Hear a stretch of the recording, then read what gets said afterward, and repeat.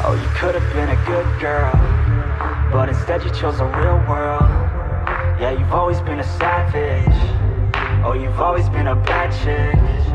I don't care if you got issues. Yu was born in a peaceful village where monsters and humans coexist peacefully. However, monsters used to regularly attack humans until healers appeared, and Yu's father was one of them. One day the boy's father had to go on a long adventure and promised to return to the family in the winter. But time passed, and the father disappeared. Yu waits every day for a miracle. And then one day, the gift his father gave him suddenly awakens. It is a little girl inside a bottle named Merc. Since then, Yu and Merc have become close friends. Merc has no memories of herself, so Yu decides to go on an adventure around the world to find her memories. Before starting, the two go to a shop specializing in selling essential backpacking equipment. Yu is very afraid of monsters, so when he was introduced to the stink bag by the salesman, which repels monsters, he immediately bought it. Not long after holding the newly bought item in hand, a monster lurking in the store suddenly steals Yu's stink bag. The two quickly chase and retrieve the stink bag. However, in the process of fleeing, the monster caused the nearby festival to become chaotic and inadvertently angered the flame bear.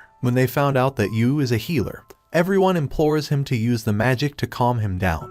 But since Yu has never performed a healing spell, he has no confidence and runs away. While resting, Yu and Merc heard a fierce roar coming from the forest. The two quickly ran there to find out, only to find that the cotton monster had just been seriously injured by another monster. The quick-witted Merc uses the stink bag to temporarily distract the large monster to give Yu time to cast the spell. Yu's healing spell spread a warm light on the monster and successfully calmed it. Yu returns to the village and is introduced by the shop owner and saleswoman to a merchant named Jamo. The task that he and Merc received is to keep his cargo truck safe during the upcoming journey. Not only that, but this trip also has the participation of the cotton monster named Toto. Yu and Merc's first destination is Yuruka Village. Jamo reveals that many years ago, the mayor's eldest son imported modern, advanced technologies that made the village so much more developed. While chatting, a giant monster suddenly appears. Fortunately, at that time, a hero comes to the rescue and chases the monster away. Surprisingly, it is the eldest son of the mayor, Harshut, whom Jamo had just mentioned.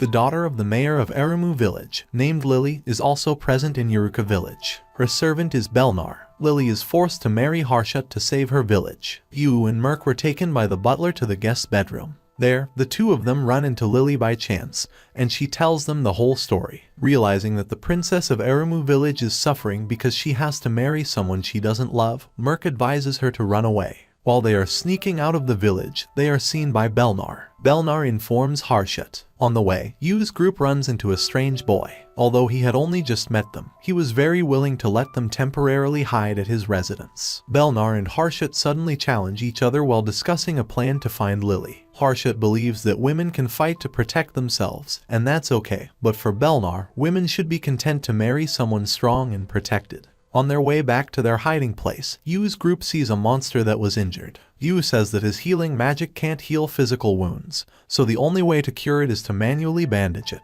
Stito says that he wants to make flowers bloom in the night sky, but to do so, he has to sacrifice his village. Hearing those words, Lily decides to give up her own life and accept the marriage because she really wants to help people in Erumu village. Not long after Lily left, Yu and his friends fell into a cave where the monster Murkyogre resided. Without hesitation, Yu used healing magic to heal it. At the same time, Stito successfully creates fireworks using the tool Lily gave him, and then uses it to signal the search party. When returning to the village, Harshut reveals that Stito is his brother and that she is a girl, not a boy, as people think. In addition, Harshut only intends to cooperate with Lily and does not want to force the princess of Erumu village to marry. Although it was impossible to find any clues about Merc's memories at the first destination, Yu and Merc made new friends. In the land of Spring Hill, there is a princess named Solodath. Her personality is extremely rebellious, does not want to learn about the history of the kingdom, but only wants to learn how to use the power of spring as her mother. Disgruntled at not being taught magic, Solodath sulked out to roam and found a beautiful sword lying on a strangely shaped rock.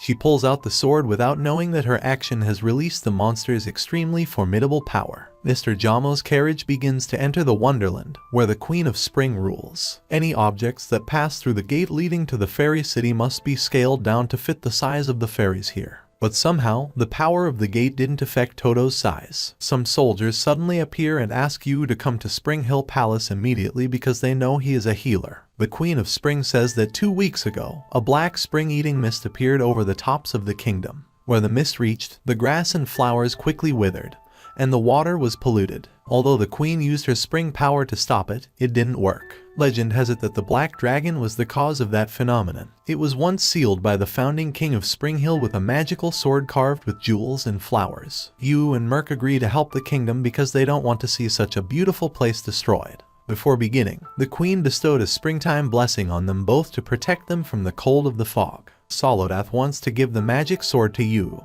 but she doesn't want him to know that she was the one who freed the sealed dragon. That's why the princess intends to go one step ahead and find a way to hand over the sword without being detected. Yu and Merc go to the bar in the kingdom, hoping to find information about the dragon. They meet Peristos, a warrior of the Garandal clan, and his clan's rival, Menariah, a warrior of the Sugororu clan. Although they are both warriors of the Spring Kingdom, their two clans have been vying and fighting with each other for centuries. Peristos and Menariah have argued non-stop since their encounter, but when they see Solodath in trouble, they immediately set aside the honor of the family to rescue the princess from monsters. Peristos and Menariah think that the princess is going to fight the dragon alone, so they swear to assist the princess in carrying out this mission. There is no other way. The princess now really has to go to the dragon. To get to the dragon's hiding place, they need to go through the Hanging Bell Forest, where the wise fairies live. Just entering the forest, Yu's group encounters a wise fairy and asks him to help them pass the forest. However, he refuses, even thinking that a kid like a princess would do nothing. Since being severely humiliated by the strange fairy, the princess decides to leave behind the magic sword and flee back to the palace. But unexpectedly, Yu and Merc see her. Not knowing how to explain it to them, the princess has to continue her journey. She suddenly comes up with an idea, which is to make everyone fight the dragon, and she just waits for the right time to seal it and take all the victory. Because they could not move through the forest of hanging bells, the group was forced to change directions by another route. Unfortunately, the direction they chose is now shrouded in fog. While running away, the princess fell off Toto's back. Menariah, unafraid of danger, returns to save the princess, but the Sugororu family's heirloom sword falls at that exact moment. Knowing that sword was precious to Menariah, Peristos doesn't hesitate to rush into the middle of the fog to take it. The fairy from before suddenly shows up and brings the group back to the forest of hanging bells. He reveals that anyone touched by the mist will lose the spring power in their hearts. For Peristos and the inhabitants of the Spring Kingdom, losing that was nothing more than losing everything. The next morning, the fairy agrees to lead Yu's group to the dragon. On the way, a spider attacks the princess, but fortunately, thanks to the amulet containing the magic of love that the butler gave, the spiders surround all their escape routes. At that moment, the warrior Peristos reappears, sweeping away the spiders, paving the way for the group to move forward. Realize that people are risking their lives for her mistakes. The princess bursts into tears and confesses that she was the one who directly caused this. That's why the princess decides to continue going to the dragon and put an end to everything herself. She asks Menariah to protect Peristos on the way back and promises to bring spring back to the kingdom for sure. As soon as she reaches the hill where the dragon is hiding, the princess has a hallucination created by the fog. It leads her deep inside the cave. The hallucination tells her she needs to turn the dragon into stone to save everyone. But she doesn't choose that cruel way. That benevolence helps the princess awaken the power of spring, thereby dispelling the fog of death and returning the dragon to its original form. Spring returns to the fairy kingdom again thanks to the princess's merit and a little help from Yu. Even more surprising, the wise fairy is a close friend of the queen. Yu and Merc's next destination on their journey with the merchant Jamo is the Dragon Village, where the descendants of a family can read the stars in the sky and predict the future. Yu thinks that in this village, he will find clues about Merc's memories. It seems that the Dragon Village hates monsters, so Yu and Merc are not allowed to see the village head because they are with Toto. While sightseeing around the Dragon Village, Yu and Merc encounter a girl who is being chased by a monster. Toto quickly rushes to use diplomacy to chase the monster away to protect her. Laotian says if she herself is near someone, she will bring bad luck to that person. Because the star readers said she was born under the evil red star, the girl wants to search for the divine beast, a beast rumored to bring eternal happiness. Laotian's personal tutor, Shiji, suddenly appears. He says that he knows where the divine beast appeared, so he will take them there. On the way, he suddenly falls unconscious, making Leishan think she has brought him bad luck. Leishan reveals her past to Yu and Merc. Ever since the Star Readers labeled her a disaster, she's always been kept in the mansion and never once seen her brother. One day, Leishan heard that her brother was sick, so she decided to find the Divine Beast because she believed it could cure him. Shiji wakes up and reveals to the girl a shocking secret.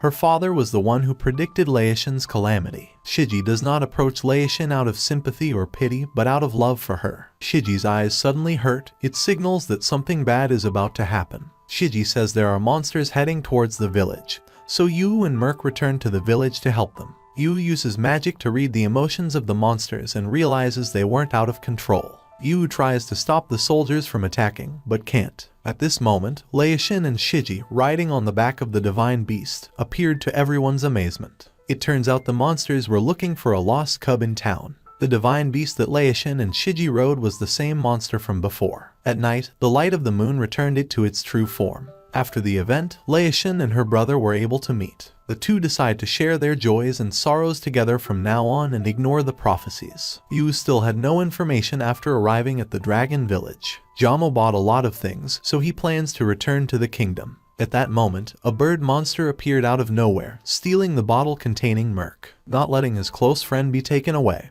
Yu quickly chases it and is taken to the Sky Country. Residents here have a very hateful attitude. They consider humans to be dirty creatures. Even touching them will cause them to lose the protection of God. Some people even arbitrarily thought that Merc was holy water given by God, so they brought her to see Saint Michelia. Yu is very worried about Merc because if Saint Michelia recognizes Merc as holy water, he will definitely not see Merc again. However, if Merc is really God's creation, then Yu has to accept that painful truth. At the Tower for Criminals, Yu meets Altos, who is also a resident here but has no wings. He knows Yu will find a way to leave the crime tower to find friends. Altos offers to lend him a hand in exchange for Yu helping him get wings. With the deal done, Yu uses healing magic to turn a nearby flying monster into a vehicle for the two of them. Despite accepting cooperation with each other, Altos still has the same mindset as the other residents, who are extremely hateful of humans. Merc was brought before Saint Michelia, who was said to be closest to God. Merc asks her if she is the holy water of the heavenly land,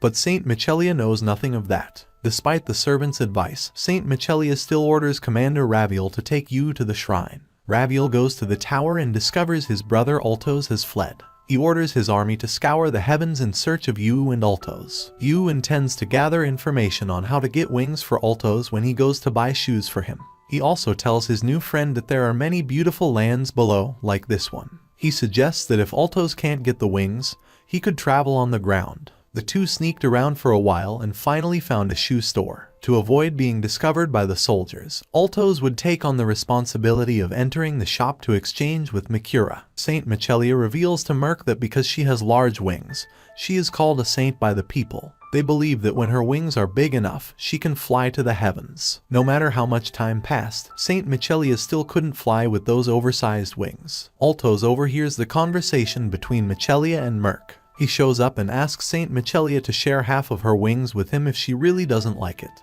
Michelia, without hesitation, calls her maid to start the ritual of falling wings. The maid pretends to obey Michelia's orders and silently informs Raviel that the two fugitives are currently at the palace. Even so, Michelle doesn't scold her. On the contrary, she confesses that she is just an ordinary celestial being, not a saint. On the roof of the shrine, Yu was thrown from his place by a strong wind. Altos ignores himself without wings and jumps along in the hope of saving Yu. At that moment, God responds to Altos' prayer to give him wings, and Michelia doesn't need to stay in one place anymore because of her heavy wings. After meeting Yu and being given wings, Altos changes his mind about his future. He doesn't want to stay in the heavenly world but instead travels around the world. Yu and Mers were brought back to the ground by Altos. They say goodbye to each other and make a promise that together they will explore every corner of the world one day. Finally, after a long time, Yu and Merc have returned to their hometown, where there is a warm wooden house and a kind mother waiting for her two young children.